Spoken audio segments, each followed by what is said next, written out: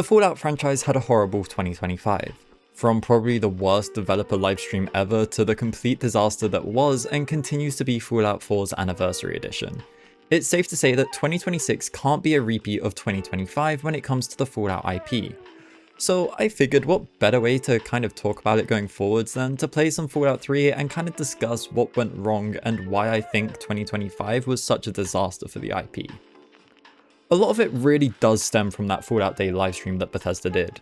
Here they announced Fallout 4's Anniversary Edition and the New Vegas Collector's Edition, which was probably the biggest joke of an announcement considering that at the time that they decided to reveal it, the game was on sale for like 10% of what they were charging for this version of the game.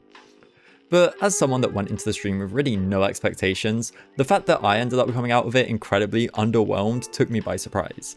It could largely be summed up by Bethesda just saying, here's a bunch of Fallout content for you to spend your money on, and it just felt incredibly greedy and like an hour-long advertisement, which, to be fair, is kind of what these are meant to be.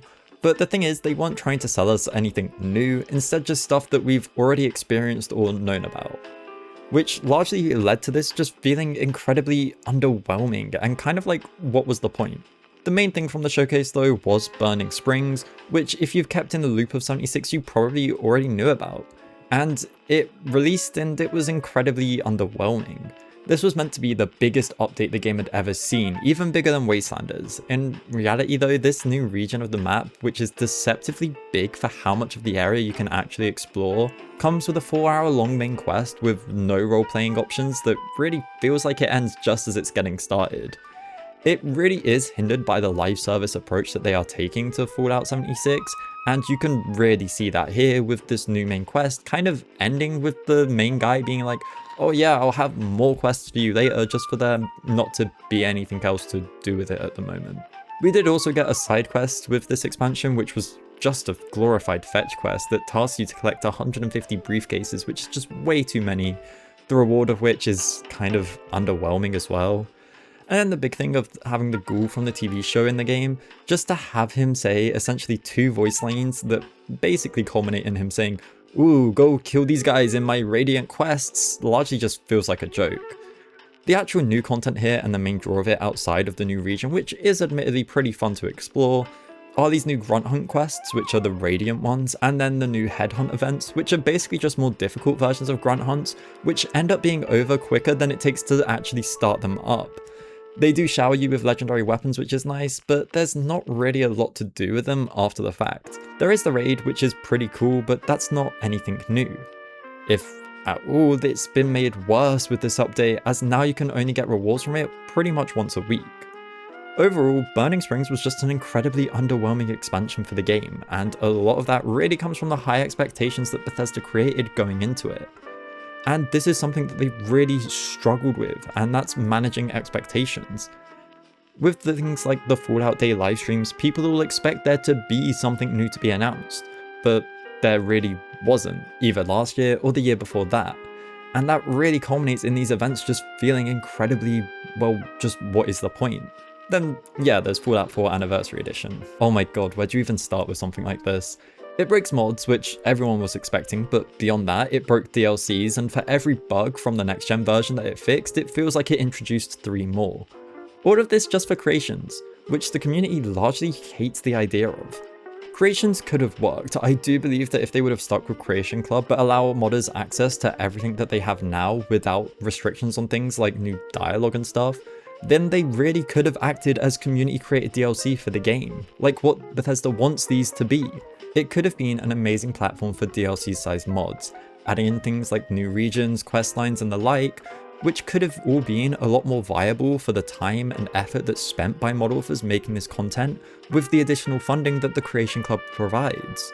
But as they are, the quality of a lot of the Creation Club content is just really low, which is exacerbated by them doing this new Creations bundle for the Anniversary Edition, which just gives you access to all the low quality Creation Club content that we'd seen released.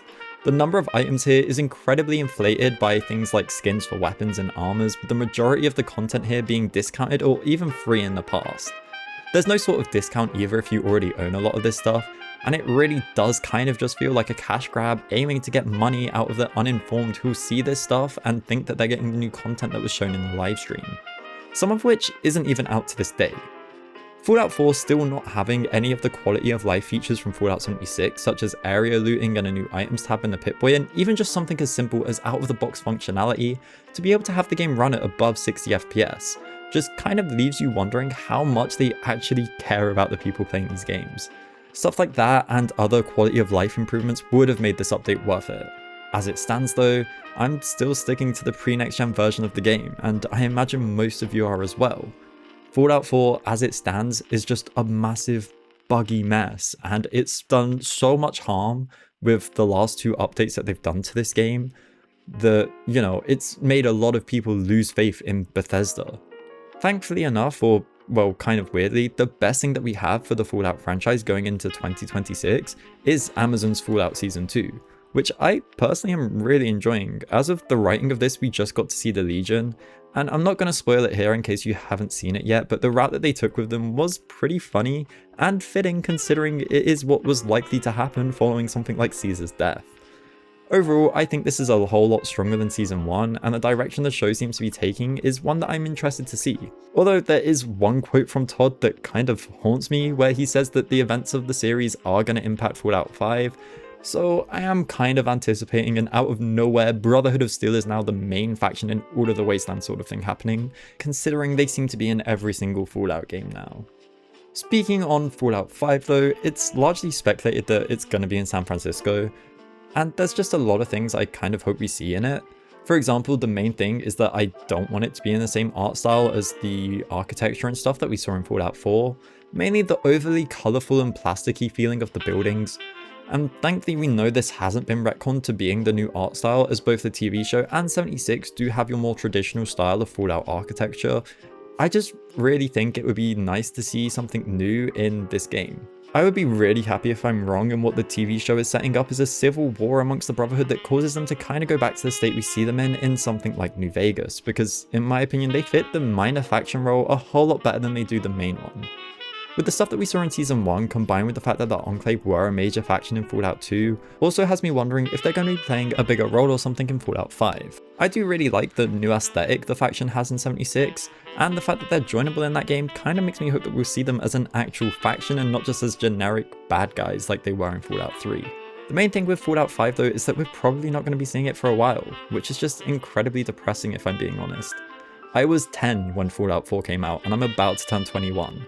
There's a non-zero chance that by the time we see Fallout 5, I'll be nearing my 30s, which is just scary, and it's really sad how they've kind of let the IP sit on ice for so long. 76 can't and won't fill the void that Todd thinks it will, and if the Oblivion remaster is anything to go by, neither will the Fallout 3 one, so let's talk about that. This is likely going to be the next piece of Fallout content we'll get to experience. This is both incredibly promising, but also incredibly worrying at the same time. Fallout 3 is a really good game. Its art style, music, and the exploration here really are the best that the franchise has ever seen in my opinion. Its vibes are unmatched. It truly feels like you're wandering a wasteland. You can really just get lost in the capital. Despite that though, Fallout 3 does get quite a bit of shit, and it is justified for its main story. Fallout 3 could have been a lot interesting if we just had more choice. I do think that the main things in Act 1, such as like Vault 101 and James, could all stay. But if there were more factions by the time that you enter Act 2 that you could have sided with, I think that the game's story could have been a whole lot better. When you think about it, the Purifier is just as big of a deal as something like the Hoover Dam is in New Vegas.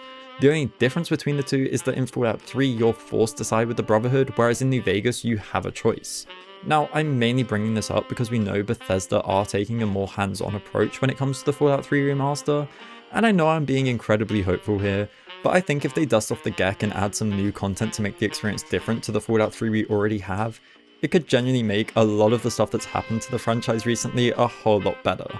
Before we get to that though, it's probably worth talking about what we can expect to see from this remaster based off the additions from the Oblivion one. Mainly, I think there's three things that are going to be here, outside of the obvious visual and animation upgrades. Those are sprinting, aiming down sights, and maybe recoil. Sprinting is pretty obvious, it's a standard for modern games, and considering they added it to the remaster of Oblivion, I can see them doing the same for Fallout 3. ADSing and recoil though, I'm a bit more on the fence about. I think we could see this done with the same justification that they gave to revamping some of Oblivion systems to be more like Skyrim, and that's that, well, it was in New Vegas. And if you're adding in ADSing, well, you kinda need to have a recoil system to make the gunplay feel good. So if we're getting one, we'll probably be getting the other as well. We do know that Bethesda's taking a more hands-on approach with this remaster though, and it would be nice if that means that this could be more of an expanded Fallout 3 experience than just Fallout 3 with a fresh coat of paint like what the Oblivion one was. For example, if we get to see a lot of cut content restored in this remaster, that would just be amazing. In case you don't know, in the GEC we can see just how much of DC was removed from the final game. These are world spaces and they contain exterior cells for all of the areas we can explore. For New Vegas, for example, you might have noticed that if you use the console to do something like center of cell on Freeside, it takes you to where Freeside is, but not in Freeside. And that's because Freeside is in a separate world space to the rest of the Mojave. The DC sections from Fallout 3 work the same, and internally they're labeled DC World, ranging from DC World 1 all the way up to DC World 18. But as you can see, there's only 12 here. Although there is evidence for there being more than just the 18 labelled here, with references to world spaces all the way up to 25. What we get to explore of DC in the final game is only half of what was originally intended, with whole regions ending up on the cutting room floor. Some of the locations meant for these world spaces did end up in the final game but being relocated to elsewhere in the Wasteland, which can lead to some feeling kind of out of place.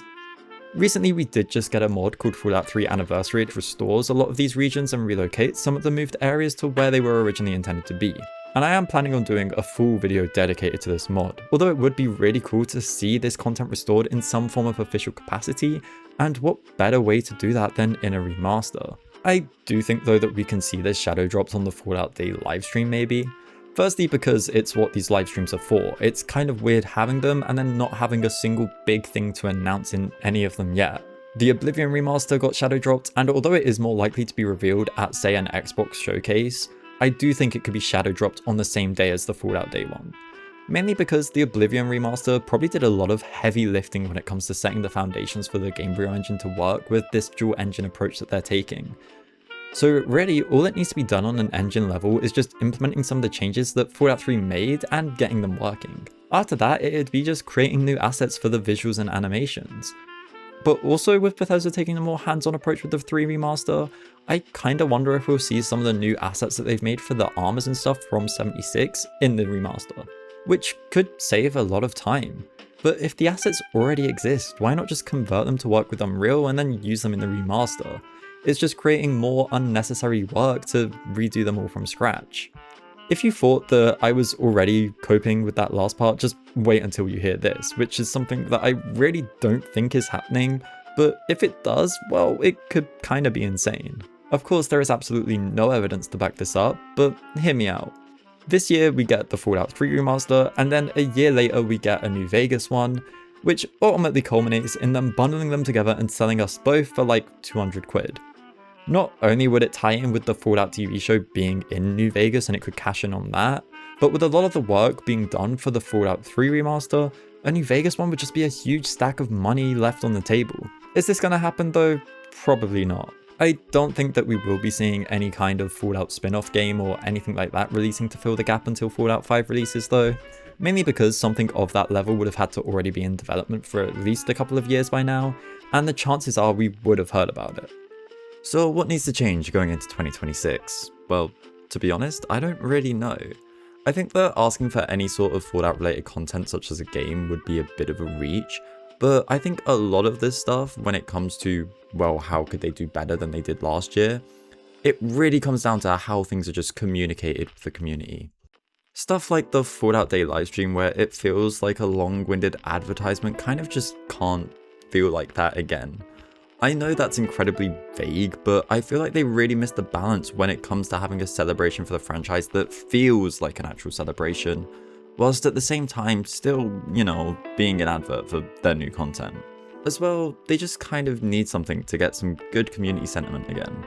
Between Fallout 4's next gen update and now with Anniversary Edition, a lot of people have lost faith in this company, and that's without even mentioning the disaster that Skyrim on the Switch 2 is. There's a massive disconnect between BGS and the fans, and nowhere can this be seen more with the reception to Starfield and some of the comments made following that game's backlash. Although there is the rumoured Starfield 2.0 kind of update that's gonna be interesting to take a look at, as apparently according to Jez Corden, they are getting help from Coalition, I believe, the people that made Gears of War, to help integrate and kind of modernize Creation Engine with some like Unreal Engine tech and all of that sort of stuff. So that'd be kind of interesting to see, especially as that is sort of acting as the testbed for the sort of engine upgrades we can expect to see in The Elder Scrolls 6 and Fallout 5. But at its current state, people are really looking at The Elder Scrolls 6 like it's sink or swim, which is even more pressure for the game that I'm sure is already going to be set up for disappointment. The over 10 years of anticipation that this game's built up is just creating expectations that realistically can never be met. So I don't really know, if I'm being honest, with what could help with Bethesda getting their community sentiment back out of the gutter at this point. Like, I just don't know. But hey, that's not for me to worry about. I just make silly little mod videos on YouTube, so yeah. Anyways though, that's kind of going to be it. I am sorry for this more rambly style of video, but don't worry, there are more videos on mods that are coming up. I hope you understand if we have like a couple videos like this, like every once in a while. But yeah, I hope you enjoyed, and I hope to see you all next time.